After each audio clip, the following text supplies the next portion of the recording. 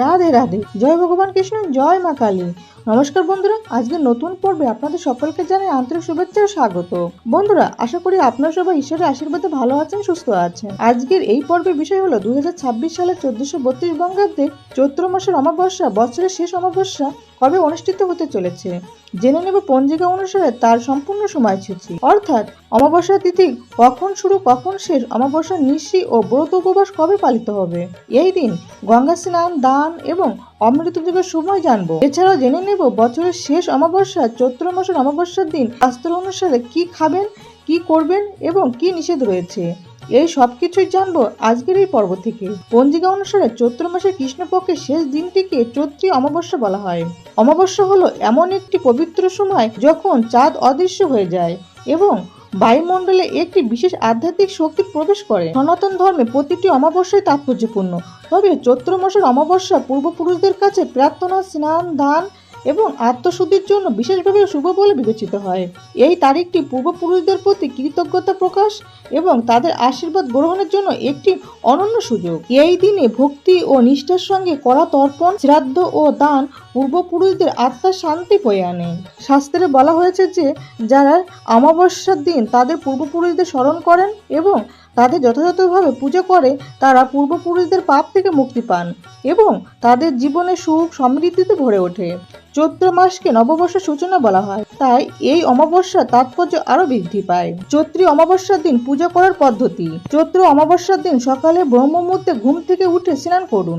সম্ভব হলে পবিত্র নদীতে বা পুকুরে স্নান করুন। যদি তাও সম্ভব না হয় তাহলে স্নানের জলে গঙ্গা জল মিশিয়ে বাড়িতে স্নান করুন। স্নানের পর অক্ষত ধানের শীষ, লাল ফুল এবং জল মিশিয়ে সূর্যদেবকে জল অর্পণ করুন।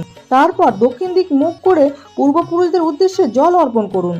তিল, কুশ ঘাস এবং জল দিয়ে জল অর্পণ করা অত্যন্ত শুভ বলে মনে করা হয়। শাস্ত্র অনুসারে এই দিন উপবাসের বিশেষ তাৎপর্য রয়েছে। ফল বা সাত্বিক আহার গ্রহণ করুন। এই দিন সন্ধ্যায় পিপল গাছের নিচে ঘিয়ের প্রদীপ বা সরিষার তেলের প্রদীপ প্রজ্বলন করুন। শনিদেবকে কালো তিল, নীল ফুল এবং তেল অর্পণ করুন। এই সমস্ত কর্ম ভক্তি এবং শুদ্ধি অনুভূতির সাথে করা উচিত, কারণ কেবলমাত্র তখনই পূর্ণ ফল পাওয়া যায়। চৈত্র মাসের অমাবস্যায় দানের গুরুত্ব অপরিসীম। সনাতন ধর্মে দানকে সর্বোত্তম কর্ম হিসাবে বিবেচনা করা হয়। চৈত্র অমাবস্যায় দান অত্যন্ত ফলপ্রসূ বলে বিবেচিত হয়। এই দিনে খাদ্য, গরু, সোনা, তিল, গুড় ইত্যাদি দান করলে পুণ্য লাভ করা যায়। দরিদ্র, অসহায়, প্রতিবন্ধী এবং অভাবীদের বিশেষ করে দান করলে ঈশ্বর সন্তুষ্ট হন। বিশ্বাস করা হয় যে এই দিনগুলিতে দান করা বহু উপকারী এবং পরিবারের সুখ শান্তি ও সমৃদ্ধি বয়ে আনে। এই দিন নিরামিষ আহার গ্রহণ করুন এবং আমিষ আহার যেমন মাছ, মাংস, ডিম, পেঁয়াজ, রসুন, মসুর ডাল ইত্যাদি তামসিক আহার এড়িয়ে চলুন। এছাড়া এই দিন চুল, দাড়ি তথা ক্ষৌরকর্ম ও নখ কাটা সম্পূর্ণরূপে নিষিদ্ধ।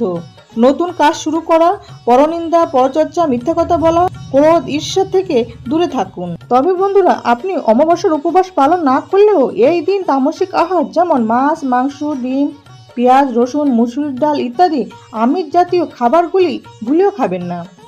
এই চৈত্র অমাবস্যার দিন নতুন বাড়ি, নতুন ব্যবসা, নতুন কোনো গাড়ি কেনা, নতুন পোশাক কেনার থেকে এড়িয়ে চলুন।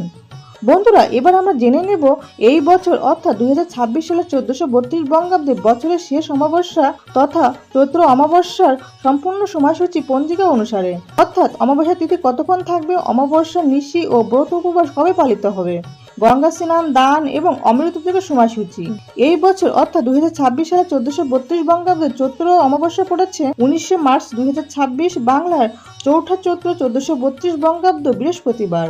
এই চৈত্রী অমাবস্যা চৈত্র মাসের কৃষ্ণপক্ষের অমাবস্যা তিথি।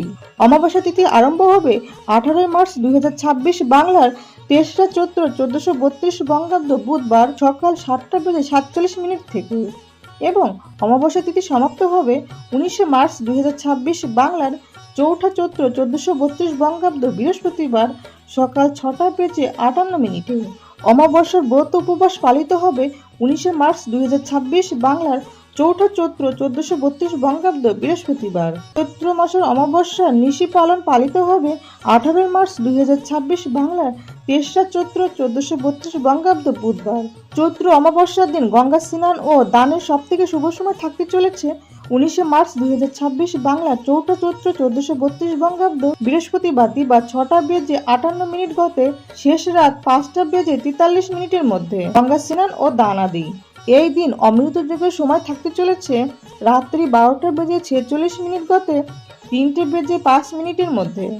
বন্ধুরা, আশা করি ভিডিওটি সামান্য হলেও আপনাদের উপকারে আসবে। ভগবান কৃষ্ণ, মা লক্ষ্মী ও মা কালীর কৃপায় আপনারা সবাই ভালো থাকুন, সুস্থ থাকুন এই প্রার্থনা করি। আজ তাহলে এখানে সমাপ্তি করলাম। সবাই খুব ভালো থাকবেন, সুস্থ থাকবেন। দেখা হচ্ছে আগামী পর্বে। জয় ভগবান কৃষ্ণ, জয় মা লক্ষ্মী, জয় মা কালী। রাধে রাধে।